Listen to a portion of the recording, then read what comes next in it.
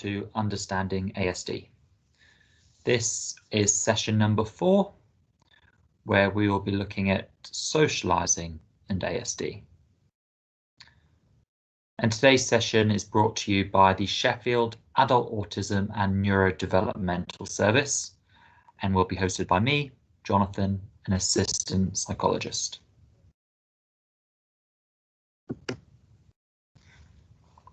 So in today's session, we'll be doing a recap of session number 3 before moving on to the main presentation, which will be socializing and autism spectrum disorder.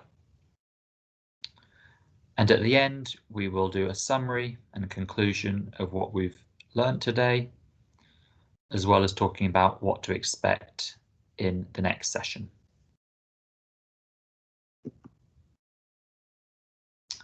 So let's start with the recap of session 3.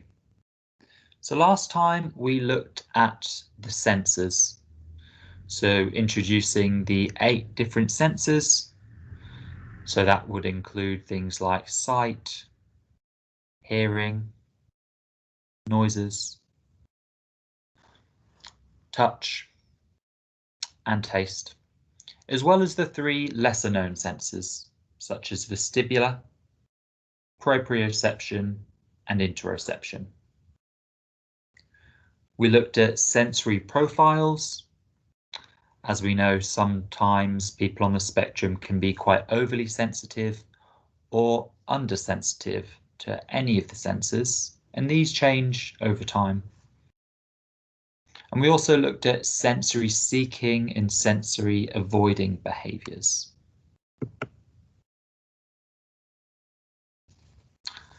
And with our sensory sensitivities, we are also able to self-regulate. So, for example, you can use your vision to help calm yourself down in a stressful situation by looking at photos or pictures that evoke nice memories and feelings, maybe certain lighting or colours or being in nature, or even smells. You might have found there are certain soothing smells that help calm you down, such as lavender, or even alerting smells, such as citrus, to help invigorate you.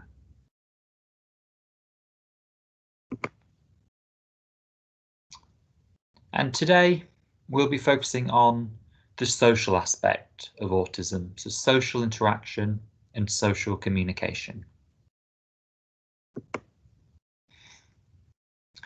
So before we get into the main presentation, I'm going to read out some quotes about socializing from other autistic people. So the first quote is, "I've always struggled to find friendships which have been lasting. People would simply walk away as they couldn't understand my body language, and perhaps they thought me a bit rude or ignorant. I might have said the wrong thing, perhaps something inappropriate without thinking. And it may be because they consider my hobbies bizarre. Quite often I would talk about my hobbies until people were bored."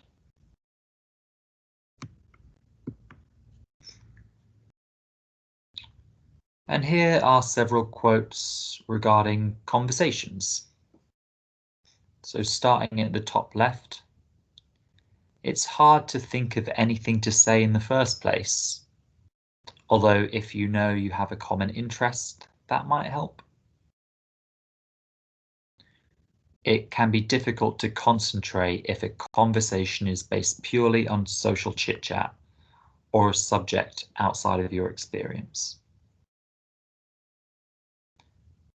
It's difficult to know when a person has finished talking and then I end up accidentally interrupting them. When I am observing a conversation, I sometimes think of something relevant to say, but there seems to be no point where I can join in."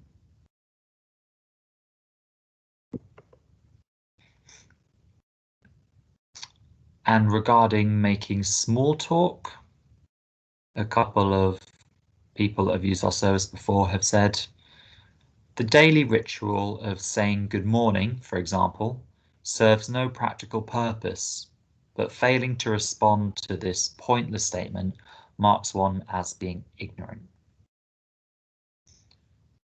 And the same goes with the classic statement, lovely weather. What is the correct response to this statement?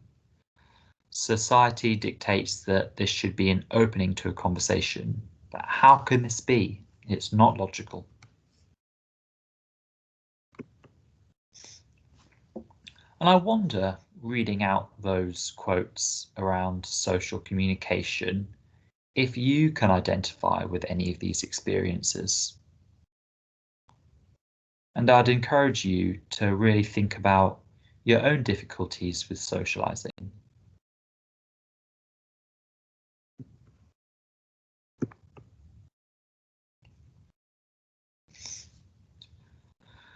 So, what are the difficulties in social interaction and having relationships if you are autistic? You might struggle with making friends or maintaining friendships. You might struggle with sharing enjoyment with other people. You might find it really, really difficult to be the center of attention, or feeling a pressure to speak or interact with other people. You might find it really, really difficult coping in group situations. You might struggle to understand those unspoken or inconsistent social rules. And engaging in unstructured social activities can also be quite hard.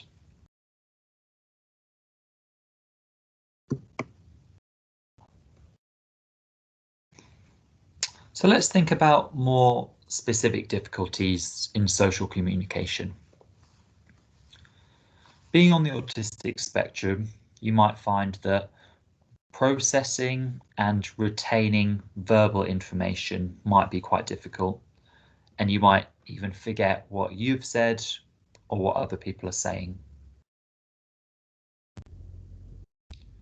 With conversational skills, you might really struggle with small talk, and that's basically talking about nothing, and you'd much rather talk about something a bit more meaningful or something that you're interested in. And also actually knowing when to talk, when there are gaps in conversations, might be quite hard. And you might find that you interrupt other people, or that you get interrupted when you're having conversations. And this is especially hard in groups. You could struggle with understanding irony, sarcasm, and jokes, and taking what other people may say to you quite literally. And then there's also the non-verbal communication. So things like facial expressions, hand gestures, body movements, and eye contact. And it could be a case of you not understanding other people's use of these, or even you not being able to give those non-verbal expressions, so therefore it might be quite reduced. Or potentially it might be an over-exaggerated use of any of these. And for you personally, you might find that you much prefer speaking face-to-face with some people. You might prefer speaking over the telephone, or you might prefer speaking over internet or via text.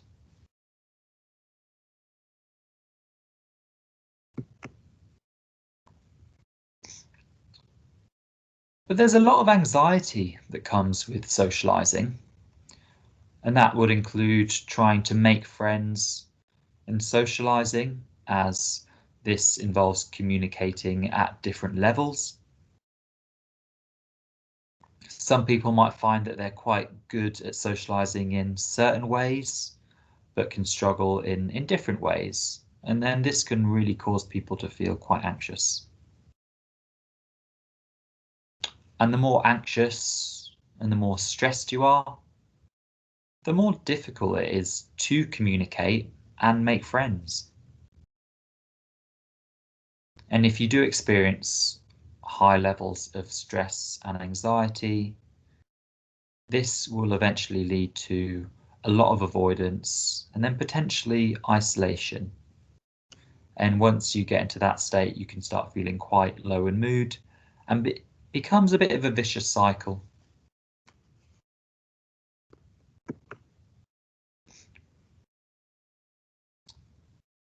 And this is a graph that explains the effects of stress on communication. So on the vertical axis on the left, at the bottom is avoidance, and as you move upwards, that's more approaching. And on the horizontal axis, to the left-hand side is no stress, so feeling very calm, and as we move up the axis, that's stress levels increasing. So let's start at number 1. So number 1 is where the red line begins.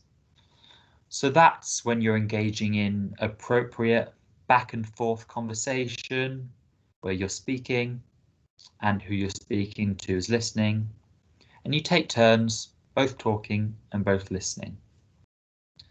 And often in that situation, you might be feeling fairly calm, or at least not as stressed as you may be as we move up. And as we move up the stress level very slightly to number 2, you notice that the red line goes up. And that's when you may approach things a bit more. You might find that you become quite revved up, really talkative and active. And actually you might start engaging in more one-way conversation. And this is particularly true if you are talking about something that you're really interested in or have a lot of knowledge on. And without realizing, you might be speaking at someone, and therefore that shared back and forth communication breaks down. And if that happens, you may notice that the other person starts feeling a little bit bored or potentially a little bit annoyed. And that'll send your stress levels even higher. And that's when we get to number 3.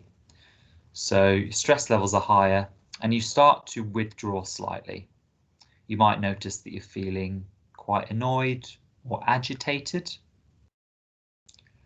And if you're not able to stop your stress levels there, that's when the red line drops down to the bottom and we get to number 4. And that's avoidance. So you might retreat back into your shell. You might become quite silent. You might avoid talking to other people or going out to social communications. And you might ultimately go into a shutdown mode where you want to completely isolate yourself from any kind of social interaction. So this doesn't happen with everybody, but it is really important that you learn your own effects of stress on your communication levels and to stop yourself or ask someone else to support you before you get to those end stages. So before you start feeling quite agitated or before you start to retreat.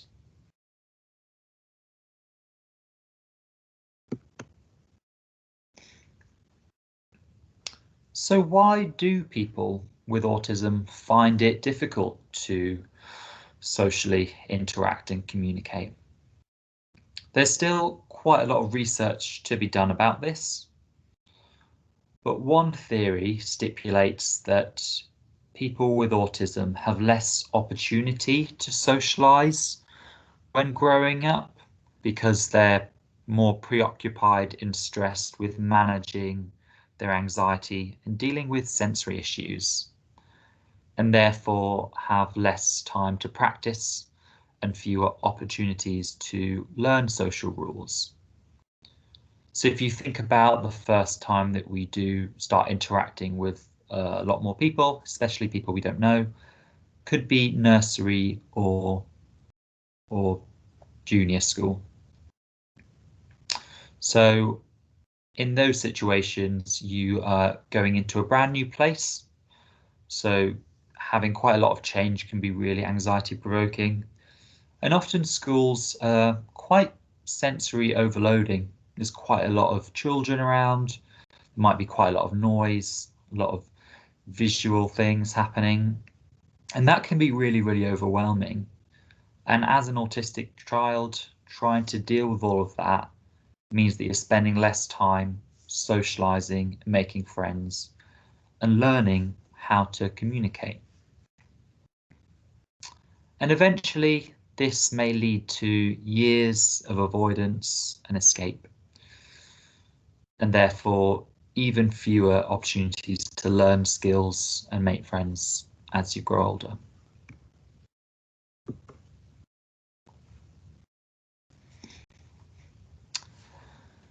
And there are different levels of social interaction, which I'm going to talk you through now. There are some levels that you should be doing more of when you're highly stressed. And then there are levels that you'd be able to do when you're feeling a bit more calm, relaxed, and confident. So starting with the left-hand column, that's level 1. So that's being completely alone. And sometimes when certain people can feel at their most relaxed.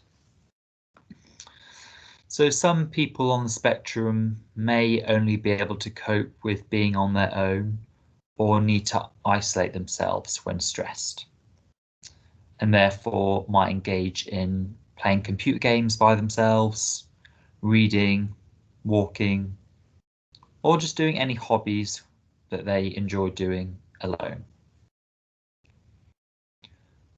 Level 2 is being alongside other people. And this is slightly stressful. Some people enjoy just simply being alongside other people without direct interaction or communication, but still sharing an enjoyable activity. So some examples of this might be watching a football match or a sport, going to the cinema and watching a film, or taking a walk in the countryside. So essentially you are amongst other people, but you're doing a specific activity, and therefore the social interaction might not be there at all, or it might be really minimal. Moving up again to level 3 is being with other people. And this could be moderately stressful. So some people enjoy doing a focused activity with other people.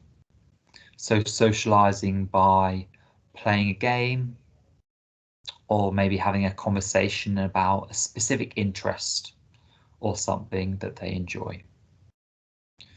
So this level of socializing is a lot more structured.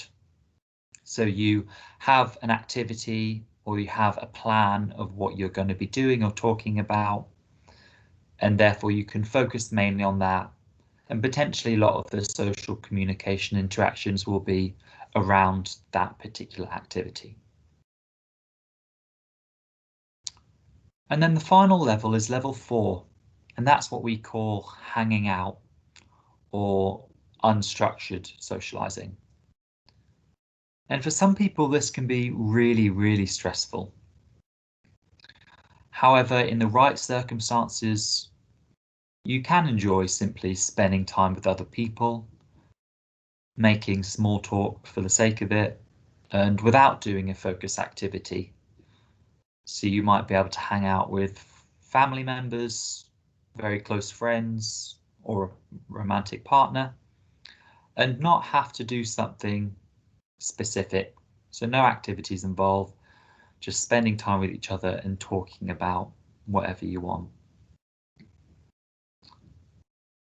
And for different people, different levels as far as you can go. So you might find that you never ever are able to do level 4 and just hang out with other people because it is too stressful and you much prefer socializing with a particular activity involved. And that's completely fine. I think it's just really important to point out that whilst level 1, so spending time by yourself, is the least stressful and the most relaxing, it can also lead to isolation if you're doing it too regularly. So thinking about these levels of social interaction and how much they are in your life can be really, really useful. So having a good amount of level 1 can really help de-stress, but also really making sure that you are doing some level 2 and level 3 and even level 4 interactions if you're able to, so you don't feel isolated and you still get some amount of social interaction.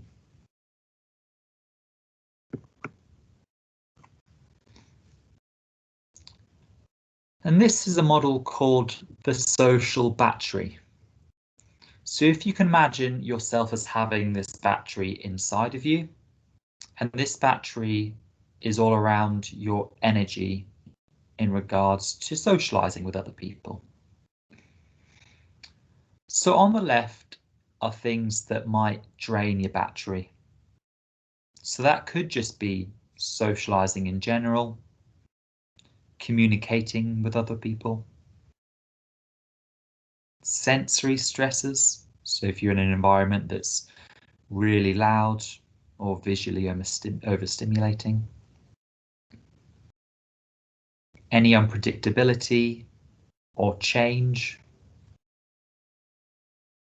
psychological stresses, so feeling quite anxious, depressed or stressed out, or any other stresses that are very particular to you. So if you're going about your day and you're having to speak with other people, meet people you don't know, you might be in an environment that's very overstimulating and you might feel unsafe in regards to unpredictability. So that's going to really drain your battery down. So it's really important to balance out your social battery and do things that can fill that battery back up again or recharge yourself. So on the right hand side are some examples of things that can fill your battery back up again. So this could be specific methods of socializing. So as we said before, maybe level 2 or level 3. So being amongst other people or spending time doing a structured activity with people. But also spending some time at level 1. So spending some time by yourself and really allowing yourself to relax. Could be alternative methods of communication. So if you find face-to-face interaction quite stressful, maybe spending more time on text or speaking to your friends over internet. Sensory activities, such as the one we spoke about in the last session, might help recharge your social battery, as well as either engaging in or talking about those interests that are really unique to you. There are relaxation strategies, such as the ones that we went over in the second session in regards to anxiety, or any other techniques that you know really help energize you and make you feel better.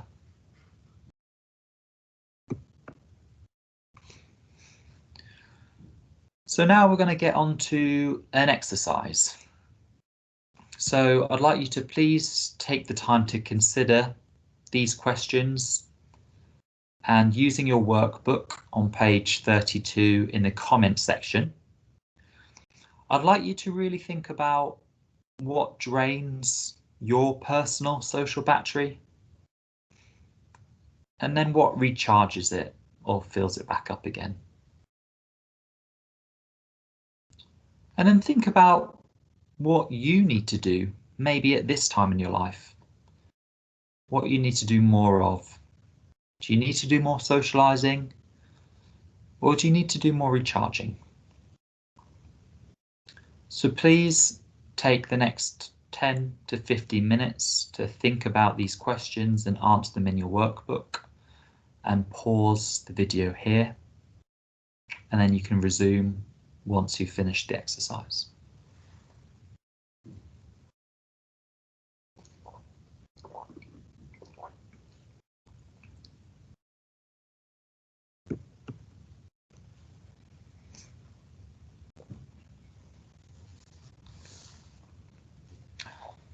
And here are some helpful tips around what you can do to help manage your social communication and interaction difficulties.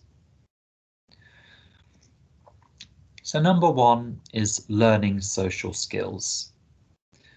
So it might be useful to do some reading on body language, on conversations, and maybe also listen to other people, their conversations, the way that they do small talk, and then practice it with someone that you trust. But you can also teach others about your own communication, social interaction needs. So tell others how you prefer them to communicate with you. So for example, you might prefer speaking face to face with your friends, or you might find that too difficult and much prefer speaking over the telephone or via text. And be assertive and clear about your expectations in regards to social interaction and communication. And number three, learn what suits you. So choose friends or social groups that are in line with your particular interests or hobbies. And if you have got other people in your life that share these same interests, it will be a lot easier to have conversations. It could be useful to meet other people that have autism. So people with ASD can have a lot more insight into your own communication needs and might understand your difficulties and relate to you a bit better. So meeting other people who have autism just like you can be really, really helpful, and potentially you can practice communicating together. But also be really aware of your senses. So when you are going to meet up with friends, try to avoid overstimulating environments. So for example, it might be quite difficult to meet friends at a bar or a club if there's going to be bright lights and really loud music, and that's just going to cause you quite a lot of stress from your senses. So it might be better to meet somewhere a bit quieter, so potentially a quiet cafe, or maybe go for a walk in a local park or woods. But also use the calming and alerting strategies that we talked about in the last session to help manage your sensory difficulties, and therefore it will allow you to focus more on socializing.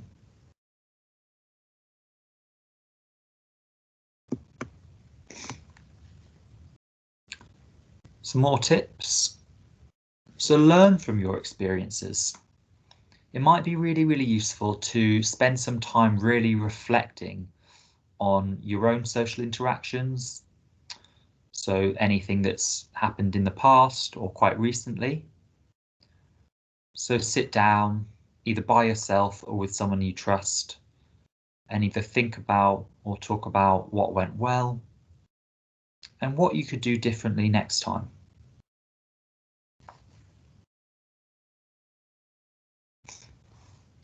And perhaps if you find meeting up with people face-to-face or making new friends really stressful, it might be easier to start by socializing online. So potentially use social media or online forums, as this could be a great place to socialize, and it'll be a lot less stressful because you could do it from the comfort of your own home. But just a caveat on this, be really, really careful when you're socializing online. Do not disclose any personal details and do not divulge any information about yourself that is personal. Because even though there might be a lot of really nice and kind people online, there might also be some people that might try to take advantage of you. So just be aware if you do choose to socialize online. Could also socialize at your level. So just engage in a level that feels comfortable for you. So that could be only meeting and having a conversation with a friend for a short amount of time and then making sure that you can leave, or taking regular breaks. So if you are going to meet up with a friend and have some time to talk about things, it might be useful just to take some time away from that conversation for 5 or 10 minutes, just to relax before you start engaging again.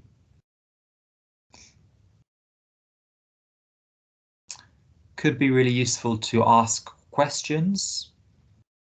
So this could help you consider other people's points of view, or just to clarify your understanding, so you're not making any assumptions or potentially getting things wrong when communicating or socializing.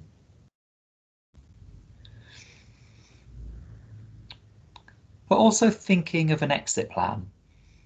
So consider ways in which you can get out of a situation or end a conversation if needed.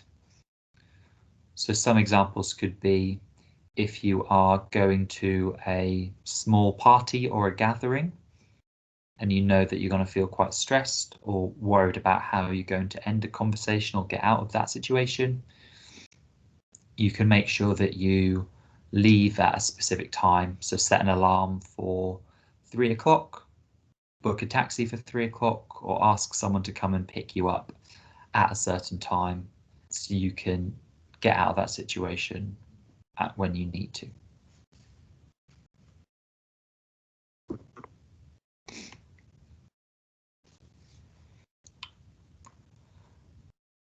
You could also join a social group. So social groups can be a really good opportunity to meet other people and socialize in a safe environment. They're a good place to practice skills that you need to build up on.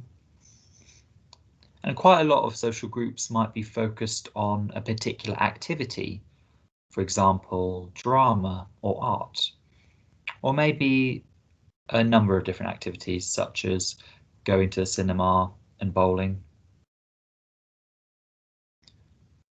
And if you want to find a social group, you can look at the National Autistic Society as well as the Sheffield Autistic Society. And these both have websites that are on your screen now. But the National Autistic Society also has an autism helpline, which is on the screen at the bottom right, and you can give them a call to find out any information.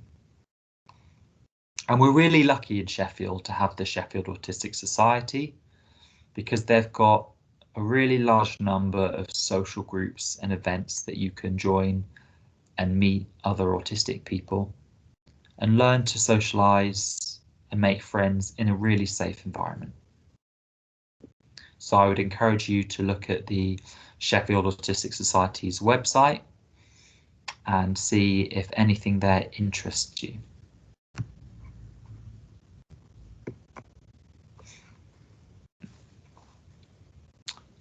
And if you would like to learn more around socializing, I would advise you to look at the National Autistic Society website under social skills, or potentially get some books.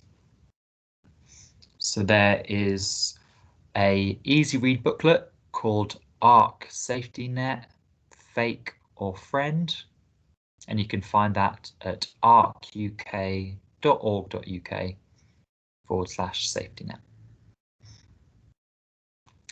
There's also a book called 60 Social Situations and Discussion Starters to help teens on the autistic spectrum deal with friendships, feelings, conflict, and more, as well as a book called Asperger's Syndrome and Communication. But I'm sure there are quite a lot of books out there that are for and written by autistic people to help those that are really struggling with social interaction, social communication, and friendships.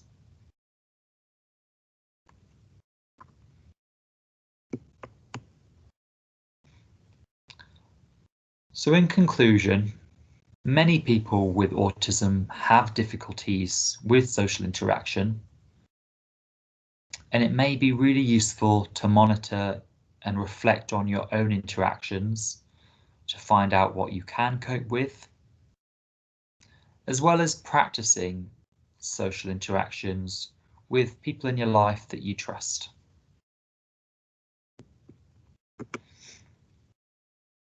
So that brings us to the end of today's session. So thank you so much for joining me today.